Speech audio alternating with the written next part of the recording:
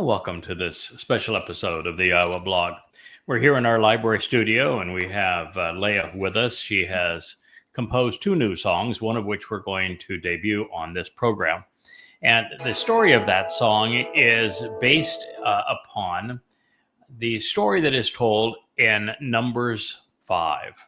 Numbers 5 is known as the account of the adulterous woman, but that is misleading because Yes. there is no adultery involved here. Nope. In fact, God doesn't give two hoots about sexual promiscuity.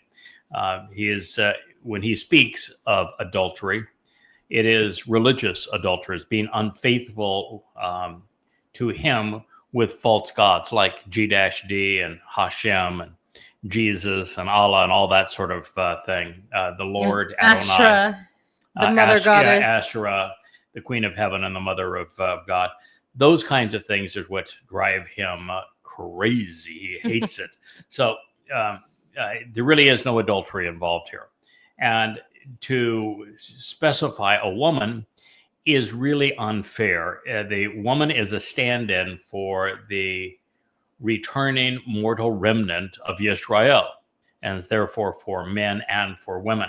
But the symbolism here is that since Yahweh divorced Israel in Hosea, if you recall, in Hosea, the prophet was asked to marry a temple prostitute, a religious whore, so that he could have some empathy for what Yahweh was dealing with pursuant to his people who had become religious whores and had been, well, since the early days of the Exodus, and nothing had changed. So Yahweh wanted to write, as the Torah prescribes, a letter of divorce to his people because he could not stand the religiosity. And therefore, this unfaithfulness has nothing to do with sexuality and all to do with religion. And the woman represents both men and women, boys and girls, who are returning to Israel and to Jerusalem and Mount Moriah during the celebration of the Adamah Parah, this productive red bull, if you will, that will be sacrificed on this occasion to purge this woman, this representative of all Yisrael, this surviving remnant, of her religiosity, so that she can be symbolically wed to Dod. Yahweh is not going to remarry, symbolically, Yisrael, but his beloved son, our king, is. And therefore, she has to be prepared for him. And when you read the story, what you find is that there are three really interesting words, of which Leah is going to explain each of the three. And this is a battle royale, really, between these two women and what they represent at this time, with one woman being exceedingly important and good for Israel, and the other, well, she is the whore of Babylon that has lured so many to their religious demise. So with that introduction, Leah, I'll let you speak to your song. Also, I would tell you that what we're going to do is following the song is we're going to turn to Numbers 5, jumping way ahead in the story as it relates to Qatsyr harvest. This is around page 700 of that book, 7 even past then. So we're going to jump way ahead in Qatsyr harvest because this is really a function of what transpires on Towrah as opposed to Shabuah. So with further ado, Miss Leah. Okay. Well, I was chasing down a singular word that popped out at me. It's Azkara. And I was reading alone in Numbers 5, and I came across the word Nakba, and Nakeba, and Nakah. And these words, to Nakab, is to pierce, bore out, something. And specifically, the something is Yahweh's name. And if you puncture it by taking away the Wah, because that's the O sound in Yahweh's name. Taking that away means taking away either of the two people that stand up in Yahweh's name for introducing the two sons. Either one of them are rejected. It is piercing or puncturing or making of nothing Yahweh's name. To nakab is to be nakba, to be a rebellious woman, to be wrong, to be cursed, to be sent away with a leprous wound. That is the story. And it is a story, folks, of two women. It really comes down to that. And there is a stand-in for the nation of Israel. And she comes with the zikaron in her hand. It's profound. The Nakba also, it's interesting to note that the veil, it also means to veil. Throughout most of history, religious women were veiled, but none more so than the women of Islam. And they are incredibly nakba, nakeba. They nakab everything. And this is the curse of that is Allah. That is the curse. Literally, Allah is literally. Literally in the Hebrew, Allah is a curse, and Allah in this case is the curse that the women are demeaned because of Allah. Mm-hmm. Yes. And this goes to the sacrifice of a bull, a goat, a ram, and a pigeon. We will find later. Stick a pin in that. We'll get back to that. The song I created is based on Numbers 5, Wakar 24, 19 through 24, and new translations that Yada has done, which I happen to be a fly on the wall. I get first read through. So I'm going to introduce the song called Nakba. It is the story of a bride, the whore, and a beast. If we would.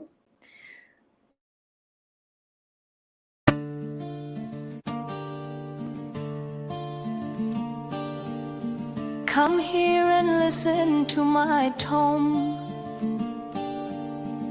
I'll give you things you have not known. Open the door and I'll tell you more as you stand at the threshold. You say that my man's not true. His voice you crave all through the night. I say naka to the woman that he sets free. And I say knock up the one who bore out a hole where happiness goes. Two women in the love story, who could they be?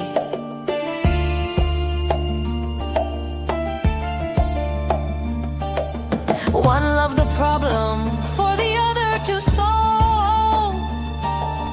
Didn't like the zakar, she sown seeds of her own. She bored a hole where happiness grew. When I held you so close that I broke in two. Naka to the nakar who set her free. 1 times 7 it shall be.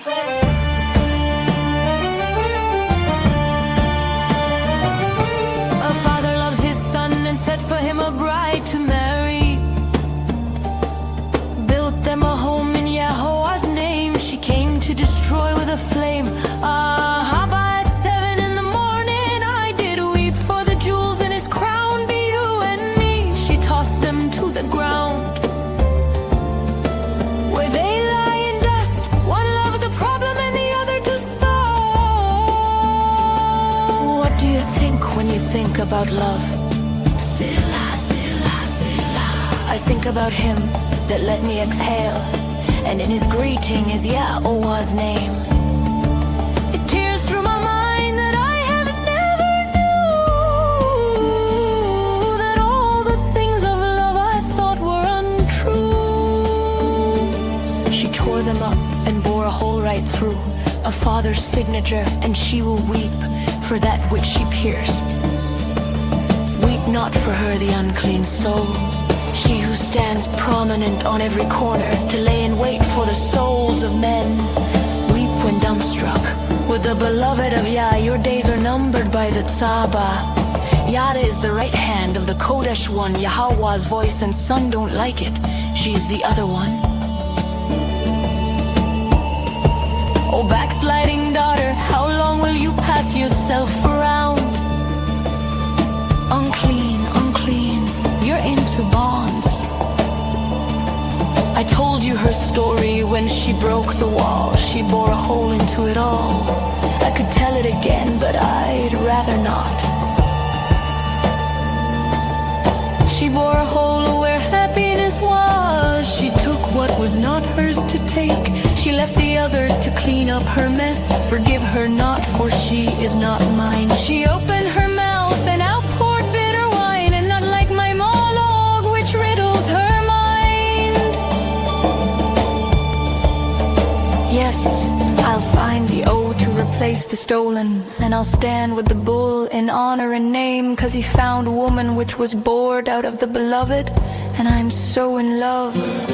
Now you've truly got nowhere to go, and to you the Zona I say shalom, shalom, and off with you to Babylon, where you belong to bleed on idols. She stand in the breach where she doesn't belong.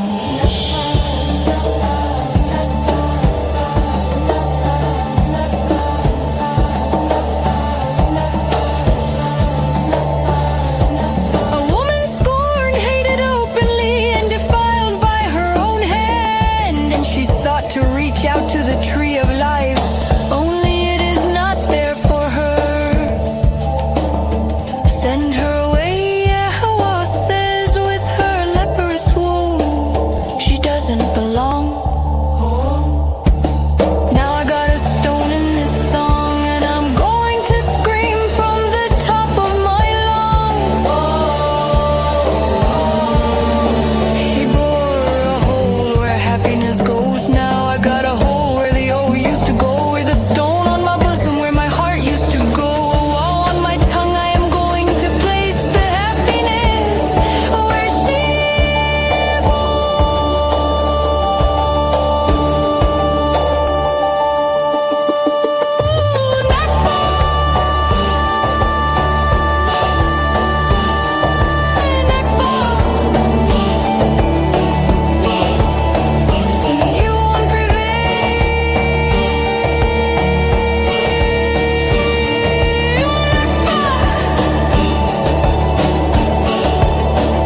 I'll place the wall where happiness goes, and I'll grow the family you start to destroy.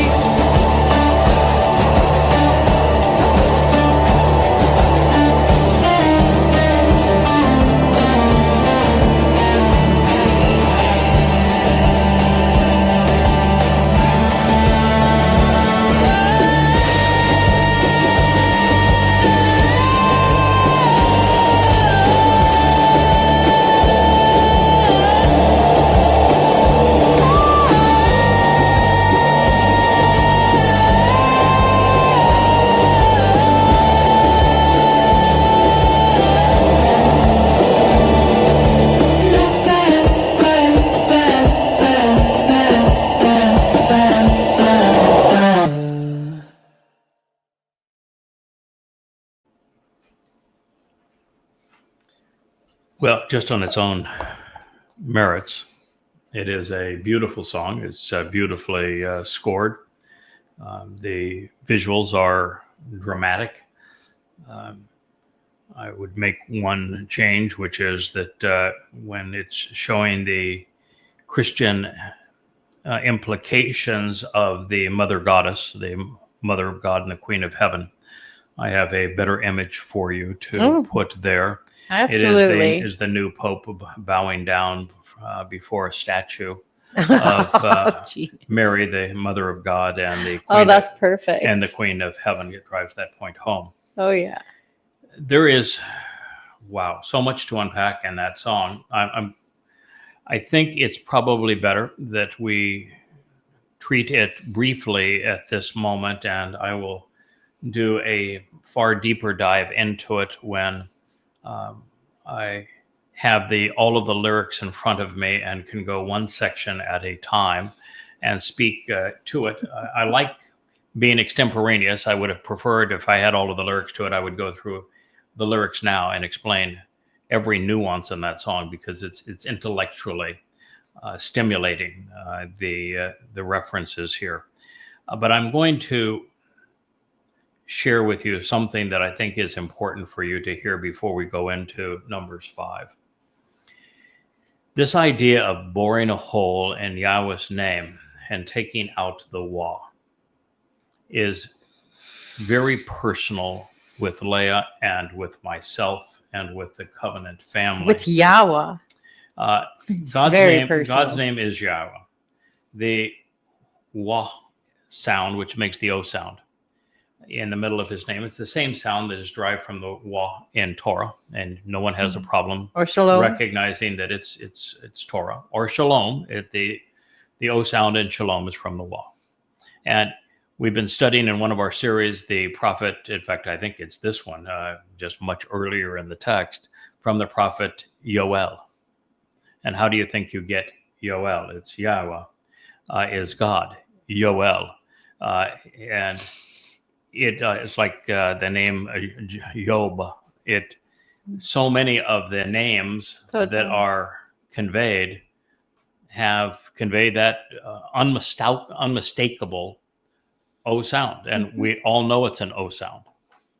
But there's a mother goddess cult revolving around a psychotic woman, legally diagnosed as a psychopath, that has done a great service to us and a great disservice to all that she has fooled.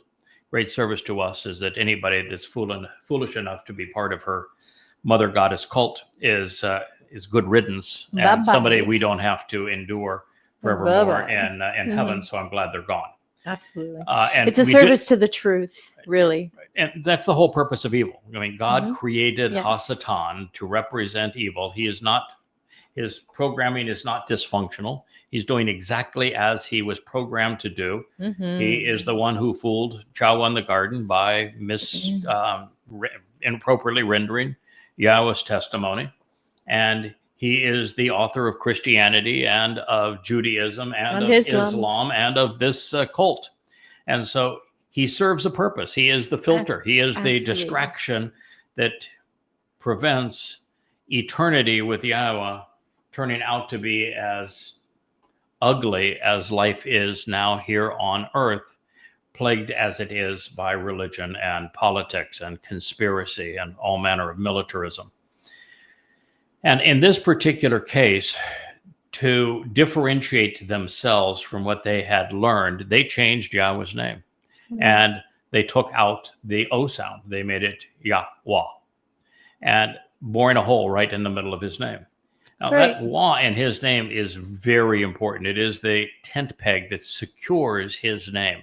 That tent peg speaks of increasing and adding to. It speaks of securing and enlarging the tabernacle of the restoring witness, which is where we meet with God and encounter him. And that is what that tent peg does. It anchors God's story. It enlarges the tent for his family. It secures his family in the truth. And it adds to those two people that are represented standing on either side of his name. And the Wah, which is a conjunction, brings them together. That's right. And would you say that both sons would add to the family? Because I think some people get it real twisted. Right. No, it's both. There are two people that are represented in Yahweh's name. They are the greater and lesser luminaries of the creation account that are signs for the Moed. They're both referred to as sons of God, with Dod representing the greater luminary, who is Yahweh's firstborn son, and the other being the lesser luminary. The difference between the two is monumental, mind you. Dod is our returning king, and the lesser luminary is strictly his herald. The one who, like the moon, reflects the sun's light, doesn't generate any light on its own. It just reflects the sun's light, and particularly piercing the darkness, which is the time we live in now. So to remove the reference to either of these two men, who are the only two men who actually fulfill sacrifices during the Moed, That's right. to resolve the guilt of God's people. This adulterous woman is purged of her religious infidelity because of the sacrifice of the Adam of Parah on Towrah. And only because of that. Right. And those who benefit from the Shabuah harvest, which is upcoming, and then the Towrah ingathering, are called into God's home only because Dod was the other man who fulfilled a Moed Mikre, and fulfilling Pesach, Matzah, and Makodim. Dod as the Passover lamb, Yada as the bloodied and productive bull.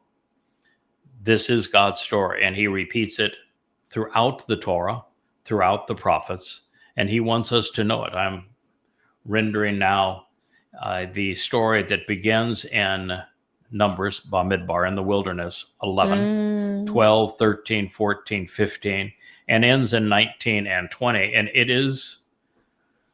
Actually, it begins in Kara 1 and then goes to Numbers and so on. It's the same story told a different way. God tells the story from many different angles, but it is the story of this powerful lamb, the Ram of God, and this bull. And what do they offer to Israel to resolve Israel's, as God says, your horse? God currently views Israel as the walking dead and as horse. And so this is the resolution, to prepare that mortal remnant of Yisrael for Dod's return, so that she can experience this wonderful homecoming on Yom Kippurim.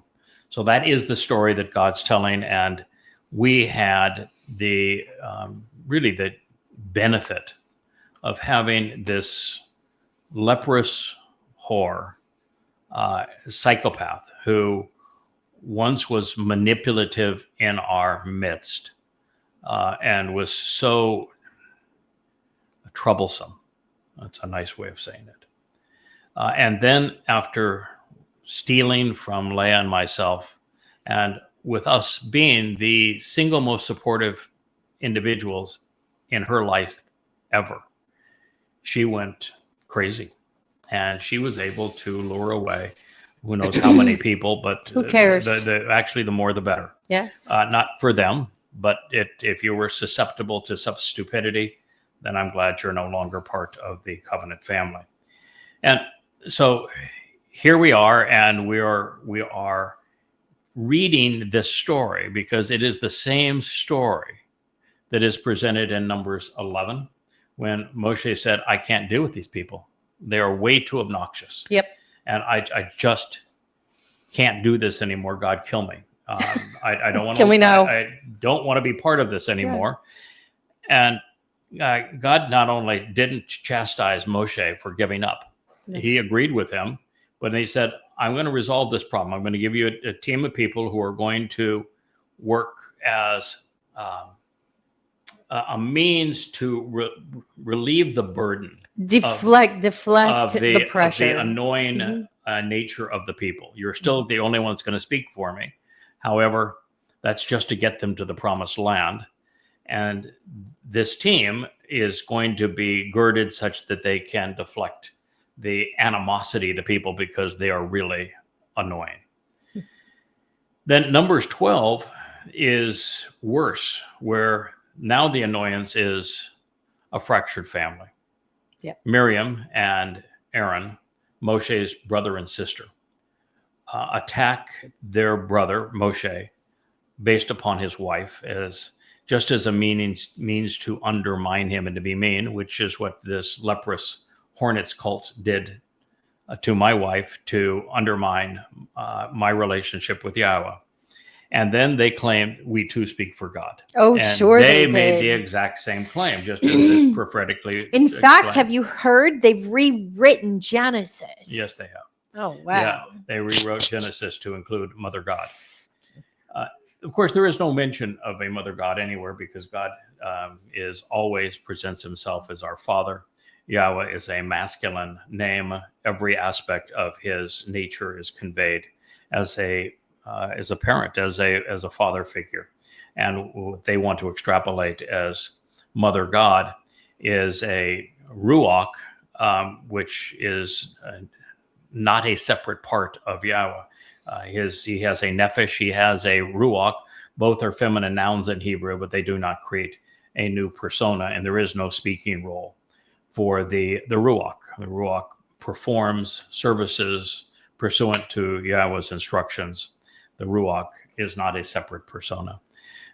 Nonetheless, they created this myth on some of the most dubious terms ever, and have lured a lot of people away. And if they had just gone off on their own, I wouldn't have cared.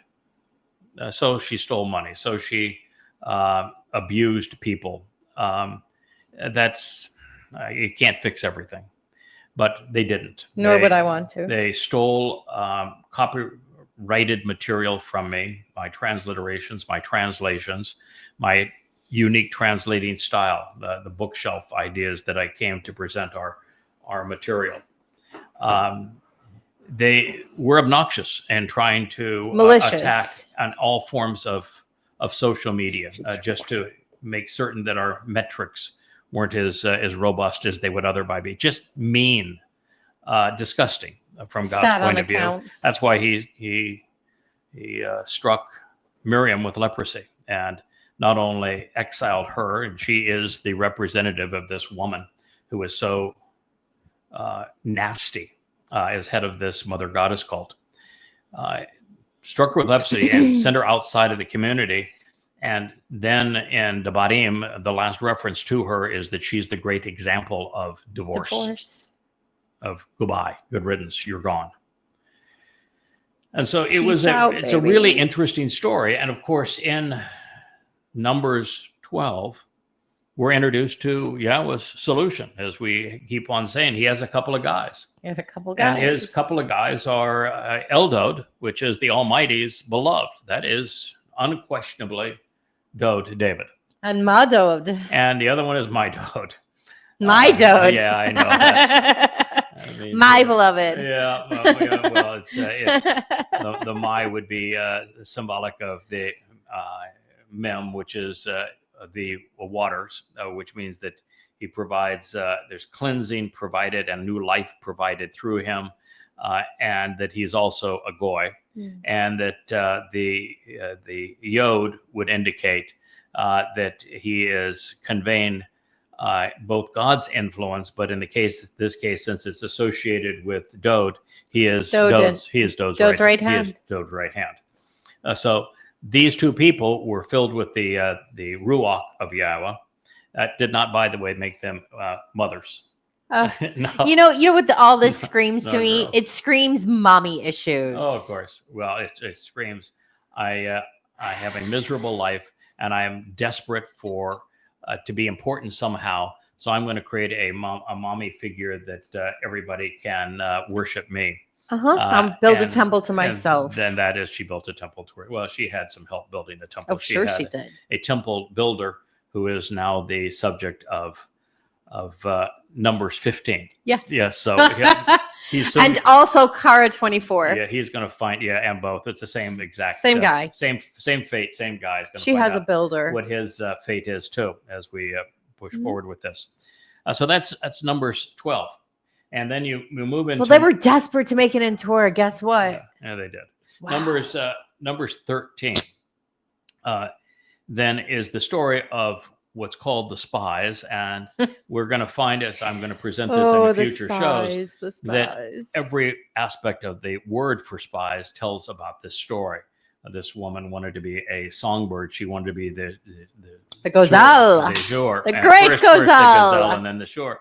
And the word for spy is also the word for this both pigeon and for the dove. It's the word for circular reasoning, and it is also the word that they have tried to write out of God's story, because I represent a character.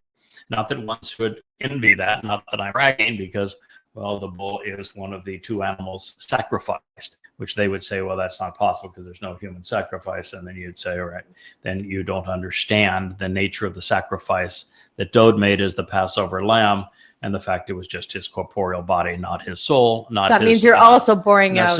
And so you have no clue as to what you're talking about. The body was symbolic of the lamb. An animal has a bashar body, an animal has a nephesh soul, but in the case of Dode, the nephesh soul was not sacrificed. It carried our guilt into Sheol. And the same thing will be true with the Adamah Parah. Beautiful symbolism, though, in both of these two events. So that's the story of Numbers 13, is that the spies go in and they come out and they are really miserable. And there's and liars. Wonderful. Wait a minute, they're complete, utter liars. They say that they saw the Nephilim in the land. The Nephilim are those that Yahweh wiped out outside of Eden during the flood. And so there are no more Nephilim. So they could not have seen them. But just doesn't stop them from making it up. They talk about them, and then Yahweh uses in the fall the verbal root of the word, which means to be cast down and fall down, to mock them because of their you don't want to go mano a mano or mano a gado with Yahweh. You are going to get your clock cleaned, and they for good reason too. Yeah. And so you read this, and you also are exposed to Moshe not recovering yet from his meltdown in Numbers 11 and the assault against him in Numbers 12 by his own family. And his send-off speech is really poor, but you learn a lot, which reinforces this idea that a prophet needs to be accurate regarding their portrayals of future and past history. But when they speak based upon their own experiences and their own personalities and the like, they're an ongoing process of learning themselves. And Moshe would grow beyond this, but this was not his best moment, not by a million years. And in fact, it was this point really that Yahweh decided, Moshe, you're not going in either. There'd only be two of the men that had made it this far early in the Exodus that would enter the promised land. Then you get into Numbers 14, which is, you don't want to overuse the term to say that it's the most despicable episode in Israel's life, in Israel's existence, because there's so many of them. But it is, there's plenty. It is really, really it's despicable. A bad one. Yeah, it's what pretty despicable. The children of Israel had to say. And the only guy that stood up and made a difference was Caleb, a guy whose name means all heart, which in Hebrew would mean he's totally judgmental. He's really an extraordinary guy, but all the rest of them were repulsive. And it's that story and how God responds to them. And he essentially says, Israel, you're no longer mine. I want nothing to do with you.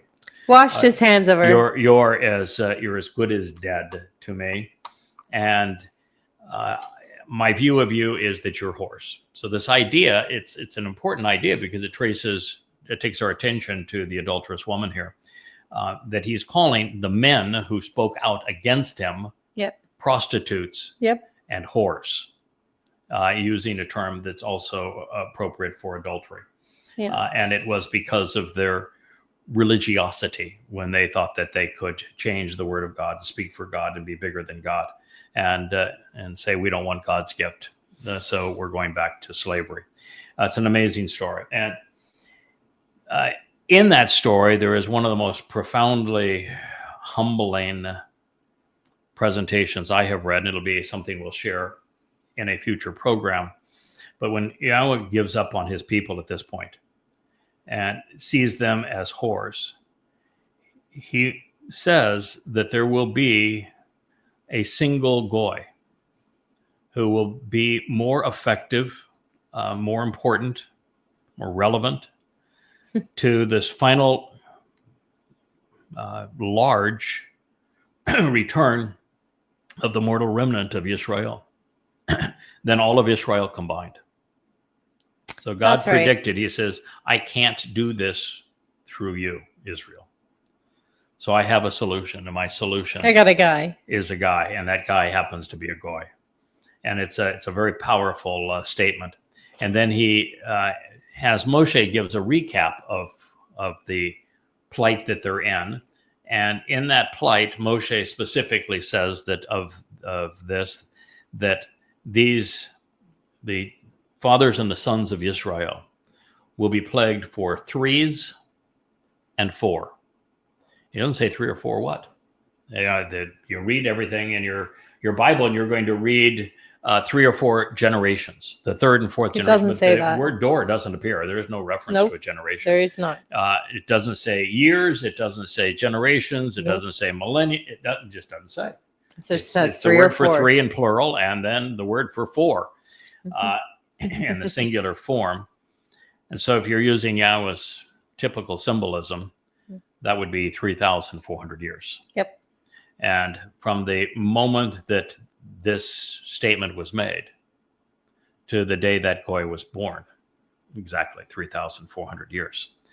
It is interesting. What do you think the statistical probabilities of that happening are, sir? I'm sure it's just a coincidence. I'm sure it is. It's serendipity, right? Yeah, in fact, I just said, make of that what you will. So I want to get in on that. Yeah. Okay. So then we find that Yahweh says that the under 20s will have a chance to come into the land. But that everybody over 20, with exception of Yosha ben Nun and Caleb, who was of the tribe of guess who?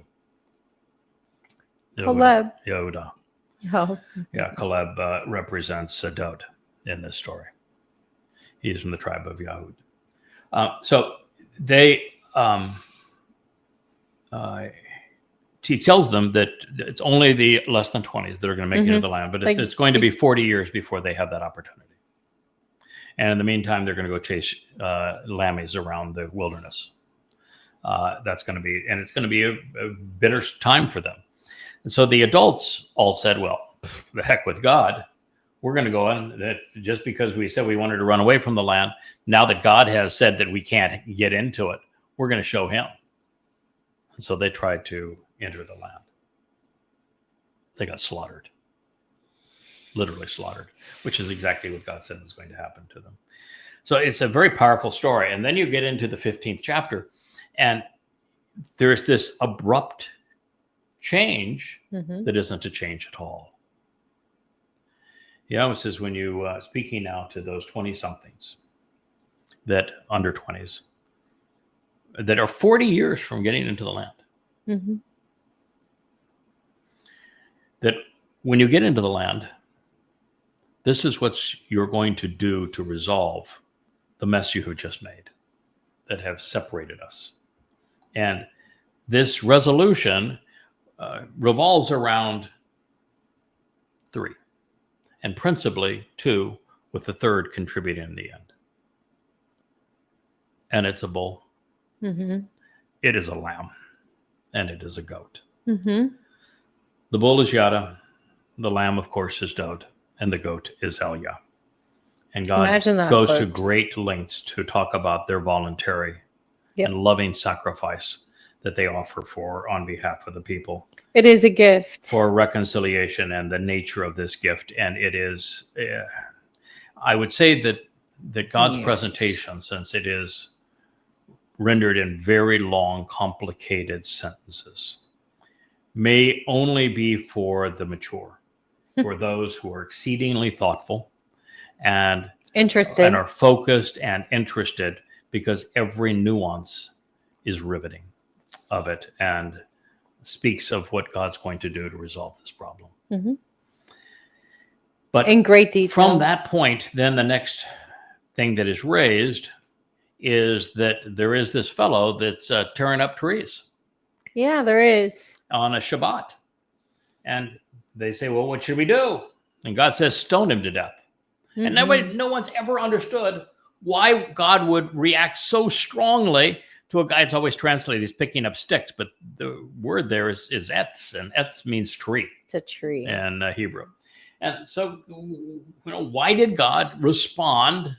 And this is now, they've just called God's land, the land which is now Israel, disgusting. They vile. They didn't know. They would prefer, they said they'd prefer to die than live with God there. Now, so after all of that, why would you stone a guy for uprooting trees? And because there's two important trees in the story. The The tree of lives Yeah. and the tree of good That and is true. evil. That is correct. Those are the two trees. And they are the bull and the And the lamb. The lamb is the tree of lives. Passover opens the door of life. Yada is the tree of knowledge. That's what yada means. Mhm. And it is only the tree of knowledge of good and bad that gives you the opportunity to come back to the tree of lives. That's right. Dode. And so it's just like the sun, light being reflected by the moon. Mhm. The tree of the knowledge of good and evils explains the nature of the tree of lives. And God's story is so beautifully Interwoven. told and Mhm. interwoven. And it's one of those things you're really not in a position to understand it until you have spent a score of years translating it, examining it, looking at every letter of every word under an etymological microscope, so that you know the etymology of every single word. Or you could just learn from the verbal best and have a very open mind and treat the text with absolute integrity. Yeah. So that is, until you've done that, and you've written these 35 books that are behind me, you don't have the foundation. No. And the insights and the inclination and the chakma, the wisdom, the I love that word. intelligence. Chokma. Yeah, and nor the bien, this ability to make the connections, to be able to render and share these insights, which are so valuable. So anyway, that's where we are in this text. That song speaks to all of these things, but it also speaks to the story of what we call the adulterous woman, understanding that that is the name we're using for it because that's the name that people are familiar with. It's Numbers 5.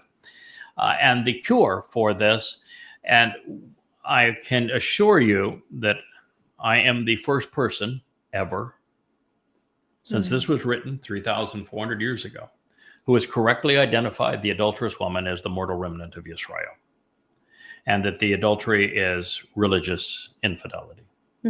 And that the groom who wants his bride back is Dode David, the returning and king. she's got to be clean Of Israel. And so it is the ashes of the bull that cleanse this woman. That is the Adamah Parah of Numbers 19, so that you understand the connection between these two. And that occurs on Towrah, when the Parah is sacrificed for this returning mortal remnant of Yisrael. So it is in that light that we will begin this story. Yahowah. And we say it Yahowah. And that is because the Yod and the He are understood from the way Yahweh introduced his name.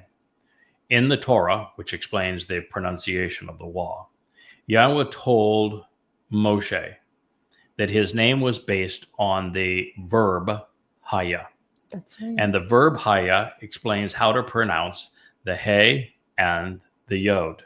Those are 3 of the 4 letters in Yahweh's name. So we know how to pronounce them based upon the verbal root, which means I was, I am, and I always will Will be. be. Verbs in Hebrew Mhm. are not stuck or limited in time. They are time full. So haya means I was, I am, and I always will be. The only letter then left to ponder the implications of is the wa.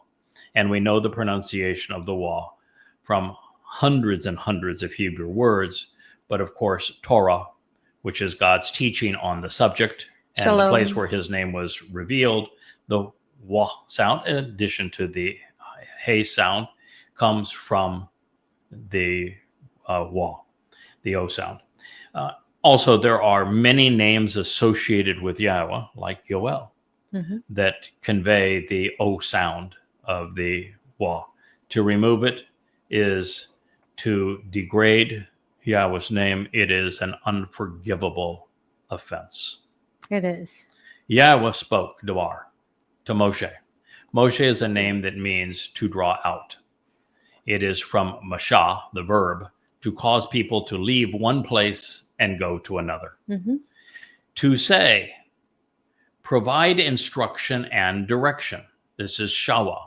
It is almost always rendered in English Bibles as a command, but it based on the notion of instructing, directing, authorizing, and appointing.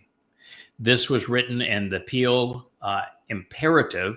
The imperative is a second person expression of volition, which means God is offering Moshe the opportunity to do what's right here. Mm-hmm. You should choose to provide instruction and direction.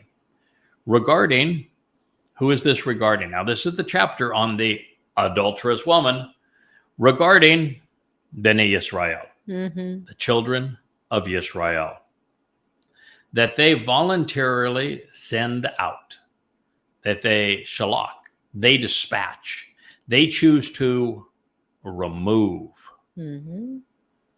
And this was written in the Jusiv, which is a third person expression of volition. They is third person.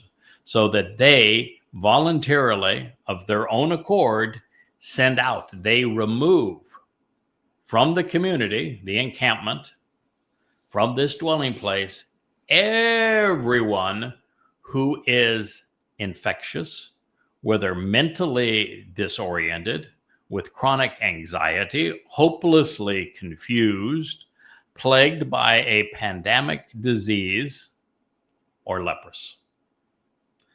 It's Sirah. Sirah is used in many places in the Torah and in the prophets and in the writings. And yet there's only one case presented in the Torah where somebody actually had the disease of leprosy. That's and true. yet we're told over and over again how to deal with them. Yes. Now, the reason nauseam. is that this one person that had leprosy was struck with leprosy by God himself for a specific crime. For wanting to speak for Yahweh. For God. You don't choose to speak for God. He chooses you. He chooses you. And there are very few people that God has chosen. And the people God has chosen, he has told them, he has chosen them. And he told them in such a way that there are hundreds, if not 1,000, references to them that only specifically they fulfill. And so you cannot claim, like popes do, and like this leprous psychopath does, to speak for God. You don't have that option. Yeah. And what God said in response to this woman, who didn't even go to the point of trying to speak for, all she did is say, we too speak for God. She didn't actually say anything. Nope. She just came up with the idea, the mere idea of it. That we too speak for God. And Yahweh shut that down wholesale. He gave her leprosy. And divorced her. He said, you're so disgusting. It's as if if your father spit in your face. I wouldn't even look at you. Yeah. So this is really serious. So everything God says about leprosy, in this case, remove them. Stay away from them. And whose job is Withdraw this? from them. The children of Israel. Yes, absolutely. The Bene children of Yisrael. Israel If you have consider a yourself responsibility Israel, you're to remove by them. choice. In other words, you don't do it, you're going to catch leprosy too. You're going to be infected with the same It's infectious. pandemic disease. So this is only one person had it. She got it because she claimed that after besmirching Moshe's wife, who Yahweh had authorized to speak for him, not her as wife, but Moshe himself. And she claimed to speak for God along with Moshe, and God said, "The hell you do," and struck her with leprosy. So anybody who is and plagued threw her out of the camp with a disease, a mental disorder, including leprosy, in addition to anyone with oozing sores, discharging copious amounts of pus, including those with a venereal disease or covered in boils. God is using here skin infections to say that the disease that causes people to rebel against him, to speak over his chosen implements, should be as visible to you as a skin lesion, as a boil. These things, like that ugly dome on the Temple Mount, it is a skin lesion. It is a boil that ought to be lanced. I'd be happy to push the plunger for you. I want to push the button. I want to push the button. God is saying of the religious and those who arrogantly and you should treat them as a third level quarantine infectious disease. And who practice whoredom from God's point of view, the worst kind of whoredom, which is to mislead based upon claiming to speak for him.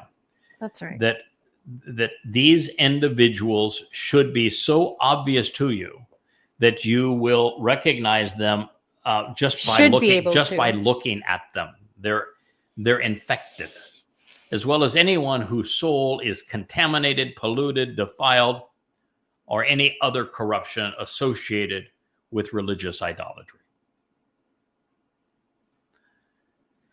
including both male and female. So this chapter on the adulterous woman, Zakar, not about women. Makeba. It's about Nakba. everyone. Nakiba. Yeah. Nakiba. That's one of those three words that Leah was drawing our attention to. Nakiba. And in this case, how would you define it, Leah? Beyond it is a one who is in abject rebellion.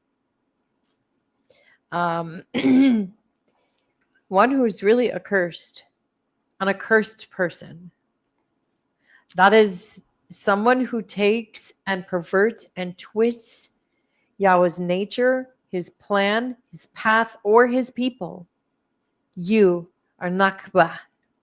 That's it. That's all. There's no coming back from it. Yeah, it's a really negative term. Zakar, on the other hand, is a memorable man.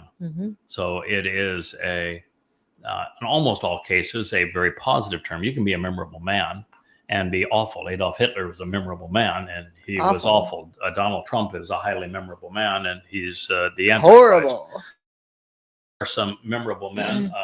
You would probably know some too. They're rich that have ever signed their name to uprooting the tree of the knowledge of right and wrong, good and bad. The same ones that pierce Yahweh's name. Yes. Remove the Wah. How stupid. Rewriting his testimony. You want to remove the Wah from his name? That's Nakba. That's Nakba. Yep. So you should constantly send them away to outside the encampment.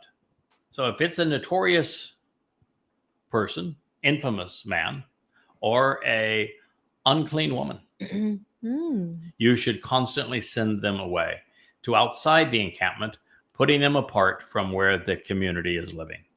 Don't associate with them. Now, I'm happy, delighted. That's the thing that I've just come to realize by all of this, that they exist, because we need a filter. What I have done in the last 24 years is to write these 35 books that you see around me that provide direct access to God, so that you know who he is, what he's offering, what he's expecting in return, and everything you need to know about how to form a relationship with him. The worst thing that could possibly happen if there's no filter, there's not somebody out there that is providing obstacles and luring. No, providing the service that Aaron provided to be the alternative. Yeah, exactly right. Bravo. Which that is necessary. It is necessary. That is why, because it takes away all the lazy thinkers, all the immoral, all the twisted, all the ones who would do this later on. Just take them all now. That's exactly why they're yours. Hasatan was allowed into the garden. And they were never Yahweh's. You'd have to have a filter, a means to give those who have not thought it all through, who are not reliable, who are not dependable, who are not honorable. You have to have something that's more palatable to them. In their life. In fact, in this particular rebellious group, most all of them came from conspiracy. They were all part of a really nasty conspiracy cult. Oh wait, no, they've reunited. Now they're a big happy family together. So I was right about the evil branch. It's all one branch. It's all one branch. Yeah, they're part of a conspiracy cult, and that cult is why God hates conspiracy. And so this is what that was just for you. This is what we're dealing with, and there have been a lot of studies on conspiracy. Yes. And the conclusion is consistent. 100% of those who are involved in conspiracy, whether they be young or old, liberal or from any socioeconomic background, it doesn't matter. Rich or poor, of any nationality or race, there's only one common thread between all of them. They have psychological miserable, unfulfilling lives. And this woman they seek to has blame had the most someone miserable life you can even imagine. And she, of course, picks herself as a victim, not recognizing that, of course, she is always on the losing end because of what she does to others, because she's so disgusting and manipulating others. But they all have miserable, unfulfilling lives, and they're looking for someone to blame for their miserable, unfulfilled lives. So they pick somebody who is successful and try to tear them down. That is the nature of all conspiracies. Or they try to wear them like a human skin and just look like we're wearing a cheap suit. Either way. So you should consistently send them away to outside the encampment, putting them apart from where the community is living, so that they do not contaminate, corrupt, or infect the community, in which, for the benefit of the relationship and to show the correct path to get the most out of life, I dwell in their midst. So God is saying, I don't want anything to do with them. So since I'm dwelling in your midst, you have to remove them.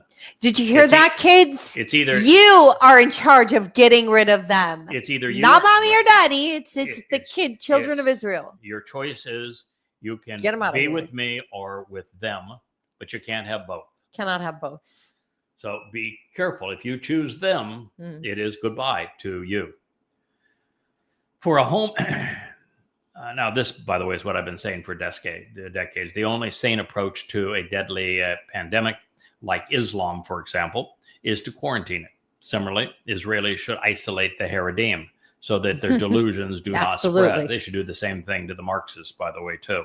Oh, yeah. I'd wall off, Tel Aviv, and I'd wall off the areas around Jerusalem in particular, where the Haredim have congregated, and say, you want to go in their ghettos and delude one another, go ahead and do so. Just don't affect the rest of us.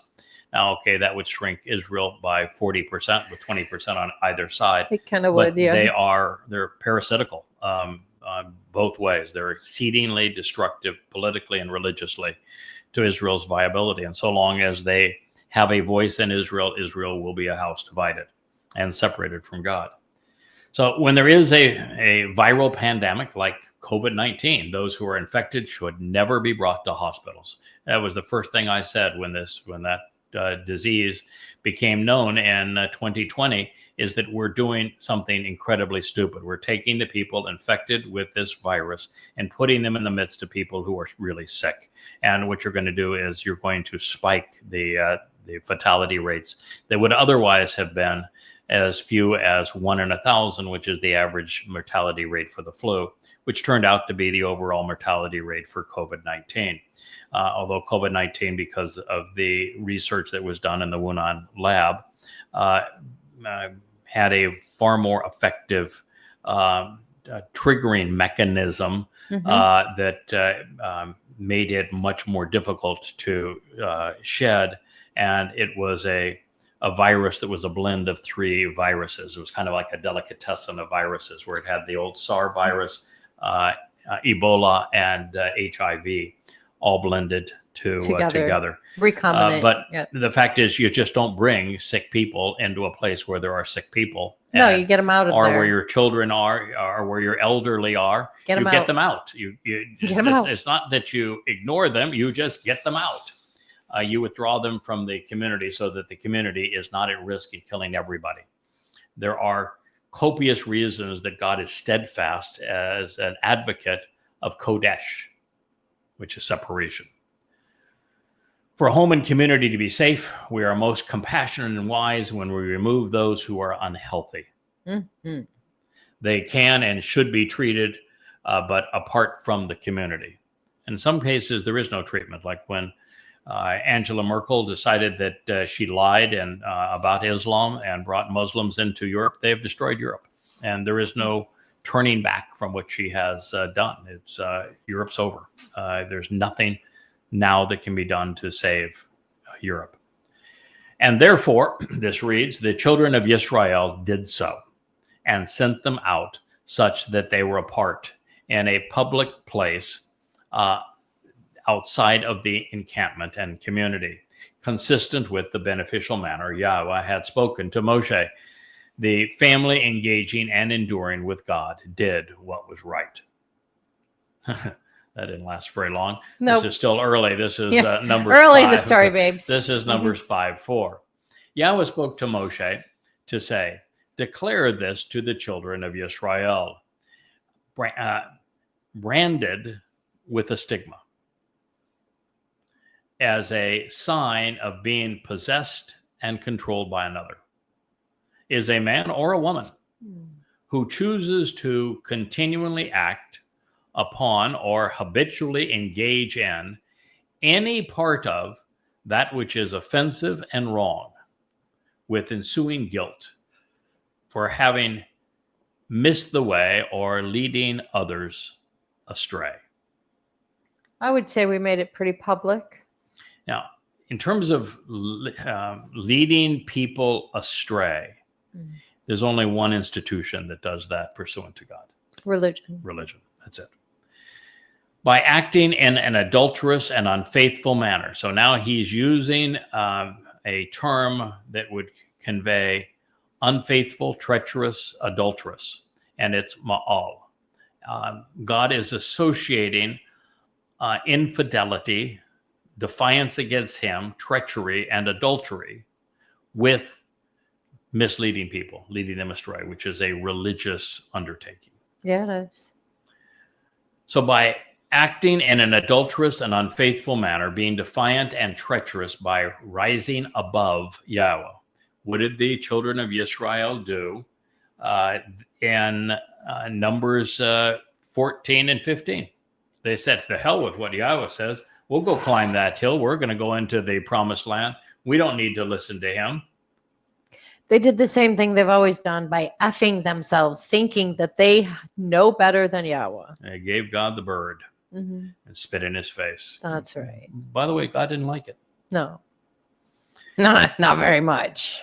Rising above Yahweh, the soul of this descendant of Adam will be deemed guilty, and they will suffer the consequence of this. Now, the consequence can be anything from at the end of their mortal life, they will die. It can be before their mortal life would normally transpire. Yeah. They're going to get killed. And it could also be that they're actually not going to die. They'll die a physical death, but they're going to spend eternity incarcerated in Sheol because of the severity of their religious crime. Like boring a hole out of Yahweh's name? That would be such a crime. changing Yahweh's name in any way diminishing it is unforgivable. In fact, they actually went as far as to rewrite much of Bereshith to suit their religious agenda. They couldn't find Mother God, and the passage of the Mashal, the Proverbs 8, that they claimed that they were so brilliant in finding, that doesn't mention an M, mother, and doesn't mention a Ruach, spirit. They've now rewritten Bereshith, Genesis, to lure more people into their leprous den. So, yeah, thank you. On their own initiative, unaffected by others, they should understand, acknowledge, and then cast aside their guilt for having been wrong and misleading, such that they engaged in the wrong things up to this point. Then he will return to transform and to restore the first and foremost, making a reconciling guilt offering for them, then adding something over and beyond the fifth to it. That's a whole lot to unpack there. Yes. And so for the benefit of the relationship, he will offer this as a gift at the proper point in time for the one who was guilty and liable for wrongdoing. Yeah. Numbers 5:7. Well, this is actually a simple and straightforward process. Come to know and acknowledge that religion and politics are misleading and that God wants us to disassociate from both, and then do so. Cast these villains aside. Recognize that Yahweh has a plan to resolve the guilt incurred prior to accepting the truth about him and his way. Almost anyone can be restored and come to Yahweh by acting upon this message once restitution is made to resolve prior guilt. Doesn't resolve ongoing guilt, but prior guilt. For most, they will capitalize upon what Dode has done for us on Matzah, when he removed our shame and carried it with him into Sheol, where it was deposited, never to be seen again. But not everyone, because 9 years from now, actually 8 years from now, the last Passover unyeasted bread and firstborn children will have come and gone. And those who were among the last to observe Chag Matzah and capitalize upon the Messiah's gift will be among those souls that are gleaned during the fifth Moed, Towrah.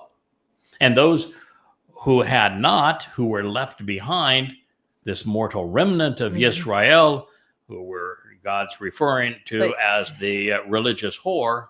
Yeah, they get a second chance for romance. They get a second chance for romance. Right there. Dode, the king, with Yahweh using Yada to serve as the Adamah Parah. It is this sacrifice, as what's called the red heifer, that will provide the final opportunity to come clean and come home. Therefore, in the preamble to the story of the adulterous woman, Yahweh is revealing that there will be a time when those who were deliberately passed over and excluded from participating in that fifth Moed, Towrah, due to their lingering guilt, and who have failed to avail themselves of Dode's sacrifice, fulfillment of Pesach, Matzah, and Bekorim, will need immediate restitution. For this, Yahweh's foremost reconciler will offer to take their guilt upon himself and have it obliterated along with what is left of his Bashar, mortal body. Now, Yahweh in Numbers 19 speaks of this as being a wonderful and miraculous occurrence. He is thrilled. And it's not wonderful and miraculous because of a man sacrificing his body. Nope. It's what God does with it that matters.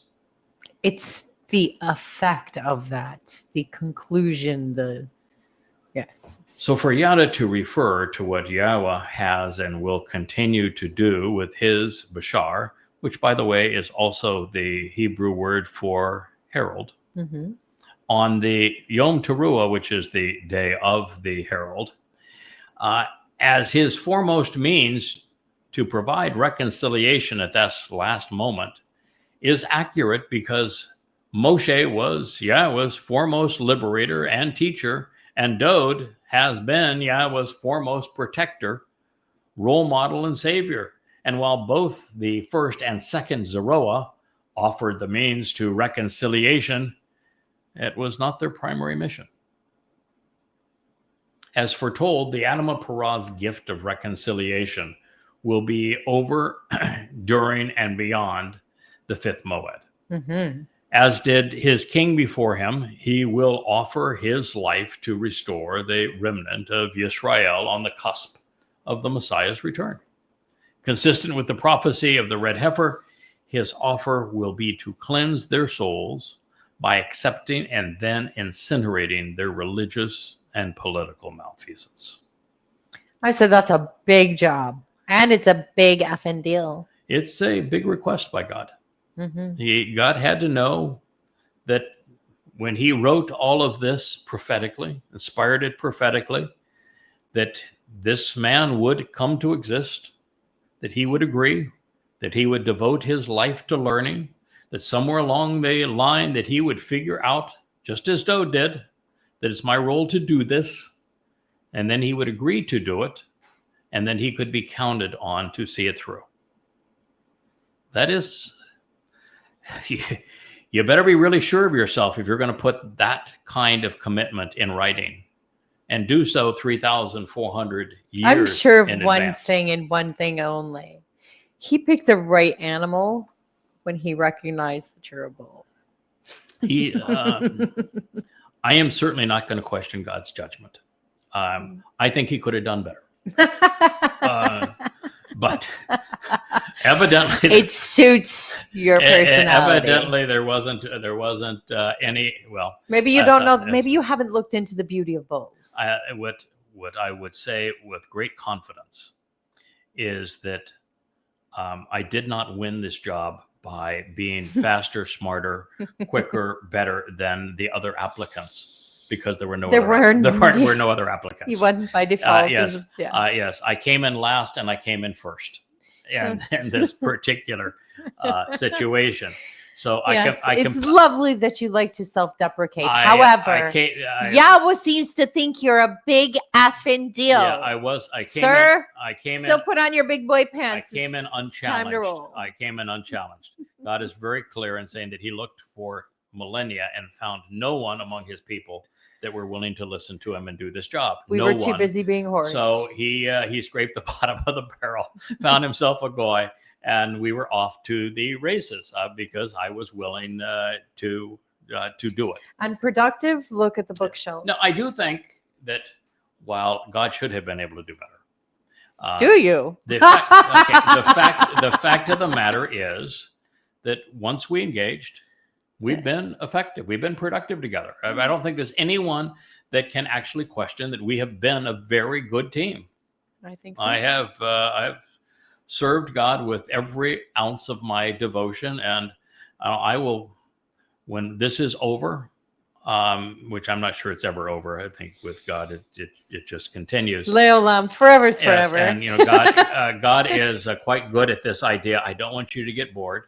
Yeah. And I want you to reach your full potential. And the best way to accomplish that would be for you to, for me to up the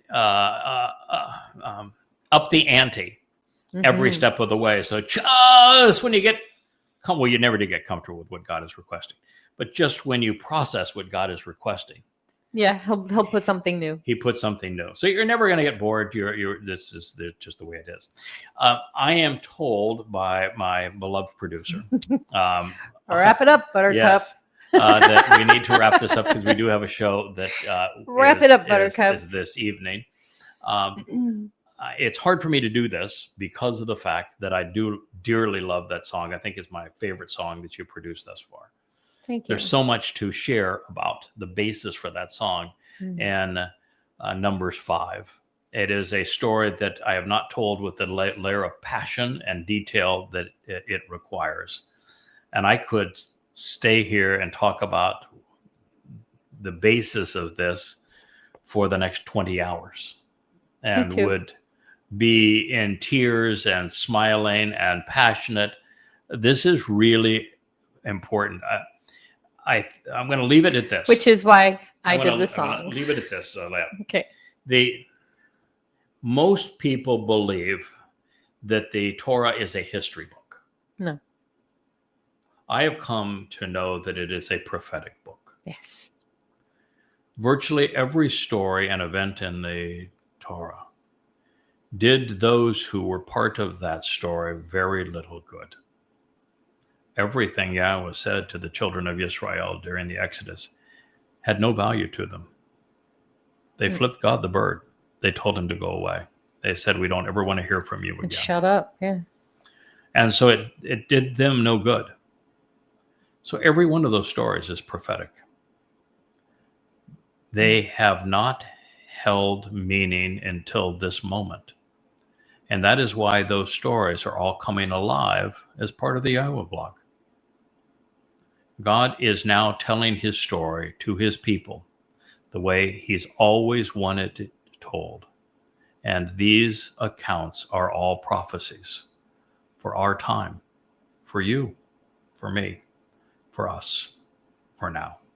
Mm-hmm.